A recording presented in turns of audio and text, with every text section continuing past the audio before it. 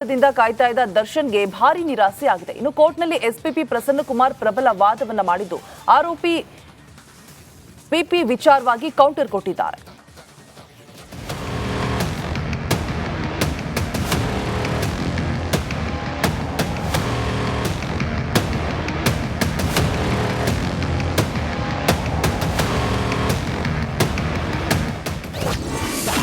ಬೇಲ್ಗಾಗಿ drama ಮಾಡ್ತಿದ್ದಾರಾ Darshan? ಪಿಪಿ ನೆಪ ಒಡ್ಡಿ operation ಮುಂದೂಡಿಕೆ. ಕೊಲೆ ಆರೋಪಿ ದರ್ಶನ್ಗೆ ಬೆನ್ನು ನೋವಿನ ಶಸ್ತ್ರಚಿಕಿತ್ಸೆ ಆಗಲೇಬೇಕು, ಇಲ್ಲವಾದ್ರೆ ಇನ್ನಿಲ್ಲದ ಸಂಕಷ್ಟಗಳು ಎದುರಾಗುತ್ತೆ ಅಂತ ಆರೋಪಿ ಪರ ವಕೀಲರು ಕೋರ್ಟ್ಗೆ ಮನವಿಯನ್ನ ಸಲ್ಲಿಸಿದ್ರು. ಮಧ್ಯಂತರ ಬೇಲ್ ಮೇಲೆ ಹೊರಗೆ ಬಂದು 5 ವಾರಗಳು ಕಳೆದ್ರೂ ಆಪರೇಷನ್ ಮಾತ್ರ ಆಗಿಲ್ಲ. ಇದನ್ನೇ ಅಸ್ತ್ರವಾಗಿಸಿಕೊಂಡ ಎಸ್ಪಿಪಿ ಪ್ರಸನ್ನಕುಮಾರ್ ಪ್ರಬಲ ವಾದ ಮಾಡಿದ್ರು.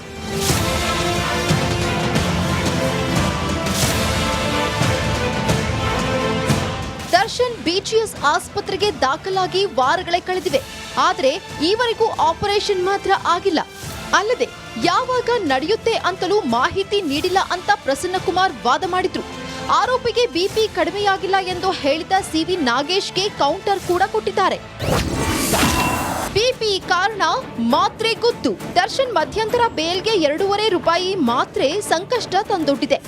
5 ವಾರದಿಂದ ಹೊರಗಿದ್ರೂ ಬಿಪಿ ಕಡಿಮೆಯಾಗಿಲ್ಲ. ಬಿಪಿ ಕಡಿಮೆಯಾಗದಿರುವುದಕ್ಕೆ ಆಪರೇಷನ್ ಆಗಿಲ್ಲ. ಹೀಗಂತ ದರ್ಶನ್ ವೈದ್ಯಕೀಯ ವರದಿ ನೀಡಲಾಗಿದೆ. ಅಮೆಲಾಂಗ್ ಮಾತ್ರೆ ಪಡೆದ್ರೆ 24 ಗಂಟೆಯಲ್ಲಿ ಬಿಪಿ ಕಡಿಮೆ ಆಗುತ್ತೆ.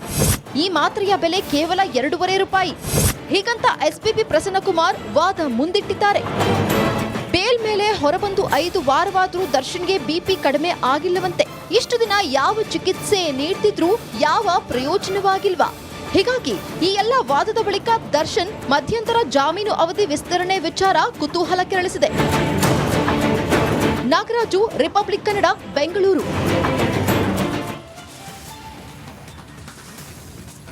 ನಟ ದರ್ಶನ್ ಮಧ್ಯಂತರ ಜಾಮೀನು ವಿಸ್ತರಣೆಗೆ ಹೈಕೋರ್ಟ್ಗೆ ಮನವಿ ಮಾಡಿದ್ದಾರೆ. ಇನ್ನು ಸಾಮಾನ್ಯ ಬೇಲ್ ಸಿಗದಿಲ್ಲದಿದ್ದರೆ ಮಧ್ಯಂತರ ಜಾಮೀನು ವಿಸ್ತರಣೆ ಮಾಡಿಸಿಕೊಂಡು ಚಿಕಿತ್ಸೆ ಮುಂದುವರಿಸುವ ಪ್ಲಾನ್ ಕೂಡ ಮಾಡಿದ್ದಾರಂತೆ. ಈ ಕುರಿತಾಗಿ ಒಂದು ವರದಿ ಇಲ್ಲಿದೆ ನೋಡಿ.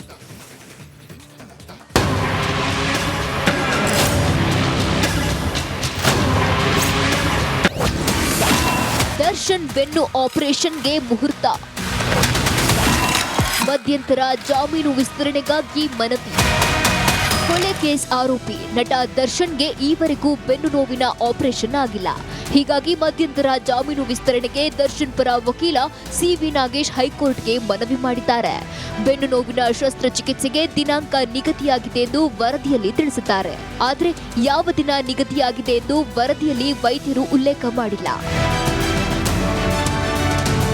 ಹೌದು, ರೇಣುಕಾಸ್ವಾಮಿ ಕೊಲೆ ಪ್ರಕರಣದ ಆರೋಪಿಗಳಾದ ನಟ Darshan, Pavithra Gowda, R Nagaraju, M Lakshman, Anukumar alias Anu, Jagadish alias Jagga, Pradosh ಸಲ್ಲಿಸಿರುವ ಜಾಮೀನು ಅರ್ಜಿಗಳ ವಿಚಾರಣೆ ಹೈಕೋರ್ಟ್ನಲ್ಲಿ ನಡೆಯಿತು.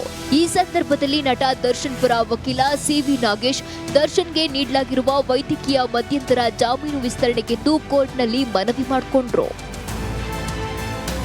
ಮಧ್ಯಂತರ ಜಾಮೀನು ಮಂಗಳವಾರಕ್ಕೆ ಮುಕ್ತಾಯವಾಗಲಿದೆ. ಈಗಾಗಲೇ ಹೈಕೋರ್ಟ್ನಲ್ಲಿ ರೆಗ್ಯುಲರ್ ಬೇಲ್ ಟ್ರಯಲಿಂಗ್ ನಡೆಯುತ್ತಿದೆ. ಈ ಮಧ್ಯೆ ಸಾಮಾನ್ಯ ಬೇಲ್ ಸಿಗಲಿಲ್ಲದಿದ್ದರೆ ಸಂಕಷ್ಟ ಎಂದು ಮಧ್ಯಂತರ ಜಾಮೀನು ವಿಸ್ತರಣೆ ಮಾಡಿಸಿಕೊಂಡು ಚಿಕಿತ್ಸೆ ಮುಂದುವರಿಸುವ ಪ್ಲಾನ್ ಮಾಡಿಕೊಂಡು ಚಾಲೆಂಜಿಂಗ್ ಸ್ಟಾರ್ ಅರ್ಜಿ ಹಾಕೊಂಡಿದ್ದಾರೆ. ದರ್ಶನ್ಗೆ ಮಧ್ಯಂತರ ಜಾಮೀನು ವಿಸ್ತರಣೆ ಆಗುತ್ತಾ? ಮುಂಬರುವ ಮಂಗಳವಾರಕ್ಕೆ ದರ್ಶನ್ ಮಧ್ಯಂತರ ಜಾಮೀನು ಮುಕ್ತಾಯವಾಗಲಿದೆ. ಸೋಮವಾರ ವಿಚಾರಣೆ ನಿಗದಿಯಾಗಿದ್ದು, ಒಂದು ವೇಳೆ ಸಾಮಾನ್ಯ ಜಾಮೀನು ಸಿಗದಿದ್ದರೆ ಮಧ್ಯಂತರ ಜಾಮೀನು ಸಿಗಬಹುದು ಎಂದು ನಟ ಅರ್ಜಿ ಹಾಕಿದ್ದಾರೆ. ಒಂದು ವೇಳೆ ಮಧ್ಯಂತರ ಜಾಮೀನಿಗೆ ಒಪ್ಪಿಗೆ ಸೂಚಿಸದಿದ್ದರೆ ನಟ ಮತ್ತೆ ಬಳ್ಳಾರಿ ಜೈಲಿಗೆ ವಾಪಸ್ ಆಗಲೇಬೇಕು. Bureau report, republic Kannada. ದಿಂದ ಕಾಯ್ತಾ ಇದ್ದ ದರ್ಶನ್ಗೆ ಭಾರಿ ನಿರಾಸೆ ಆಗಿದೆ. ಇನ್ನು ಕೋರ್ಟ್ನಲ್ಲಿ ಎಸ್ಪಿಪಿ ಪ್ರಸನ್ನಕುಮಾರ್ ಪ್ರಬಲ ವಾದವನ್ನ ಮಾಡಿದ್ದು ಆರೋಪಿ ಪಿಪಿ ವಿಚಾರವಾಗಿ ಕೌಂಟರ್ ಕೊಟ್ಟಿದ್ದಾರೆ.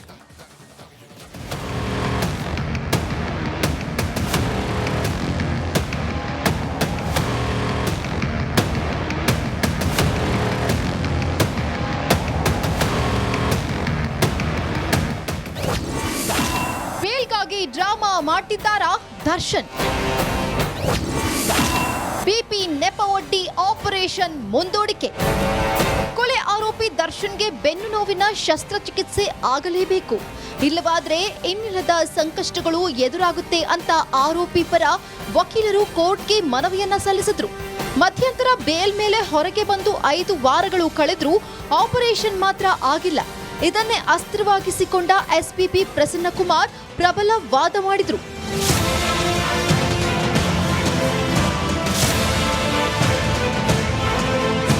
ದರ್ಶನ್ ಬಿಜಿಎಸ್ ಆಸ್ಪತ್ರೆಗೆ ದಾಖಲಾಗಿ ವಾರಗಳೇ ಕಳೆದಿವೆ. ಆದರೆ ಈವರೆಗೂ ಆಪರೇಷನ್ ಮಾತ್ರ ಆಗಿಲ್ಲ.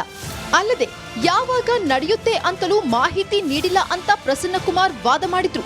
ಆರೋಪಿಗೆ ಬಿಪಿ ಕಡಿಮೆಯಾಗಿಲ್ಲ ಎಂದು ಹೇಳಿದ ಸಿವಿ ನಾಗೇಶ್ಗೆ ಕೌಂಟರ್ ಕೂಡ ಕೊಟ್ಟಿದ್ದಾರೆ. ಬಿಪಿ ಕಾರಣ ಮಾತ್ರೆ ಗುದ್ದು. ದರ್ಶನ್ ಮಧ್ಯಂತರ ಬೇಲ್ಗೆ 2.5 ರೂಪಾಯಿ ಮಾತ್ರೆ ಸಂಕಷ್ಟ ತಂದೊಡ್ಡಿದೆ. 5 ವಾರದಿಂದ ಹೊರಗಿದ್ರೂ ಬಿಪಿ ಕಡಿಮೆಯಾಗಿಲ್ಲ. ಬಿಪಿ ಕಡಿಮೆಯಾಗದಿರುವುದಕ್ಕೆ ಆಪರೇಷನ್ ಆಗಿಲ್ಲ. ಹೀಗಂತ ದರ್ಶನ್ ವೈದ್ಯಕೀಯ ವರದಿ ನೀಡಲಾಗಿದೆ. ಅಮೆಲಾಂಗ್ ಮಾತ್ರೆ ಪಡೆದ್ರೆ 24 ಗಂಟೆಯಲ್ಲಿ ಬಿಪಿ ಕಡಿಮೆ ಆಗುತ್ತೆ. ಈ ಮಾತ್ರೆಯ ಬೆಲೆ ಕೇವಲ 2.5 ರೂಪಾಯಿ. ಹೀಗಂತ ಎಸ್ಪಿಪಿ ಪ್ರಸನ್ನಕುಮಾರ್ ವಾದ ಮುಂದಿಟ್ಟಿದ್ದಾರೆ. ಬೇಲ್ ಮೇಲೆ ಹೊರಬಂದು 5 ವಾರವಾದರೂ ದರ್ಶನ್ಗೆ ಬಿಪಿ ಕಡಿಮೆ ಆಗಿಲ್ಲವಂತೆ. ಇಷ್ಟು ದಿನ ಯಾವ ಚಿಕಿತ್ಸೆ ನೀಡ್ತಿದ್ರೂ ಯಾವ ಪ್ರಯೋಜನವಾಗಿಲ್ವಾ? ಹೀಗಾಗಿ ಈ ಎಲ್ಲ ವಾದದ ಬಳಿಕ ದರ್ಶನ್ ಮಧ್ಯಂತರ ಜಾಮೀನು ಅವಧಿ ವಿಸ್ತರಣೆ ವಿಚಾರ ಕುತೂಹಲ ಕೆರಳಿಸಿದೆ. ನಾಗರಾಜು, ರಿಪಬ್ಲಿಕ್ ಕನ್ನಡ, ಬೆಂಗಳೂರು.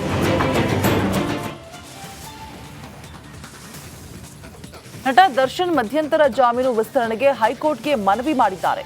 ಇನ್ನು ಸಾಮಾನ್ಯ ಬೇಲ್ ಸಿಗಲಿಲ್ಲದಿದ್ದರೆ ಮಧ್ಯಂತರ ಜಾಮೀನು ವಿಸ್ತರಣೆ ಮಾಡಿಸಿಕೊಂಡು ಚಿಕಿತ್ಸೆ ಮುಂದುವರಿಸುವ ಪ್ಲಾನ್ ಕೂಡ ಮಾಡಿದ್ದಾರಂತೆ. ಈ ಕುರಿತಾಗಿ ಒಂದು ವರದಿ ಇಲ್ಲಿದೆ ನೋಡಿ.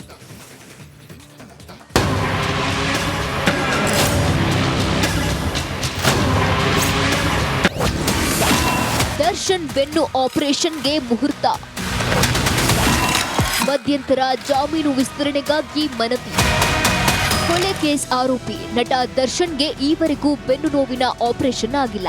ಹೀಗಾಗಿ ಮಧ್ಯಂತರ ಜಾಮೀನು ವಿಸ್ತರಣೆಗೆ ದರ್ಶನ್ ಪರ ವಕೀಲ ಸಿವಿ ನಾಗೇಶ್ ಹೈಕೋರ್ಟ್ಗೆ ಮನವಿ ಮಾಡಿದ್ದಾರೆ.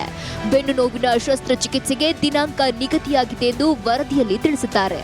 ಆದರೆ ಯಾವ ದಿನ ನಿಗದಿಯಾಗಿದೆ ಎಂದು ವರದಿಯಲ್ಲಿ ವೈದ್ಯರು ಉಲ್ಲೇಖ ಮಾಡಿಲ್ಲ. ಹೌದು, ರೇಣುಕಾಸ್ವಾಮಿ ಕೊಲೆ ಪ್ರಕರಣದ ಆರೋಪಿಗಳಾದ ನಟ Darshan, Pavithra Gowda, R Nagaraju, M Lakshman, Anukumar alias Anu, Jagadish alias Jagga, Pradosh ಸಲ್ಲಿಸಿರುವ ಜಾಮೀನು ಅರ್ಜಿಗಳ ವಿಚಾರಣೆ ಹೈಕೋರ್ಟ್ನಲ್ಲಿ ನಡೆಯಿತು. ಈ ಸಂದರ್ಭದಲ್ಲಿ ನಟ ದರ್ಶನ್ ಪರ ವಕೀಲ ಸಿವಿ ನಾಗೇಶ್ ದರ್ಶನ್ಗೆ ನೀಡಲಾಗಿರುವ ವೈದ್ಯಕೀಯ ಮಧ್ಯಂತರ ಜಾಮೀನು ವಿಸ್ತರಣೆಗೆಂದು ಕೋರ್ಟ್ನಲ್ಲಿ ಮನವಿ ಮಾಡಿಕೊಂಡ್ರು. ಮಧ್ಯಂತರ ಜಾಮೀನು ಮಂಗಳವಾರಕ್ಕೆ ಮುಕ್ತಾಯವಾಗಲಿದೆ. ಈಗಾಗಲೇ ಹೈಕೋರ್ಟ್ನಲ್ಲಿ ರೆಗ್ಯುಲರ್ ಬೇಲ್ ಟ್ರಯಲಿಂಗ್ ನಡೆಯುತ್ತಿದೆ. ಈ ಮಧ್ಯೆ ಸಾಮಾನ್ಯ ಬೇಲ್ ಸಿಗಲಿಲ್ಲದಿದ್ದರೆ ಸಂಕಷ್ಟ ಎಂದು ಮಧ್ಯಂತರ ಜಾಮೀನು ವಿಸ್ತರಣೆ ಮಾಡಿಸಿಕೊಂಡು ಚಿಕಿತ್ಸೆ ಮುಂದುವರಿಸುವ ಪ್ಲಾನ್ ಮಾಡಿಕೊಂಡು ಚಾಲೆಂಜಿಂಗ್ ಸ್ಟಾರ್ ಅರ್ಜಿ ಹಾಕೊಂಡಿದ್ದಾರೆ. ದರ್ಶನ್ಗೆ ಮಧ್ಯಂತರ ಜಾಮೀನು ವಿಸ್ತರಣೆ ಆಗುತ್ತಾ? ಮುಂಬರುವ ಮಂಗಳವಾರಕ್ಕೆ ದರ್ಶನ್ ಮಧ್ಯಂತರ ಜಾಮೀನು ಮುಕ್ತಾಯವಾಗಲಿದೆ.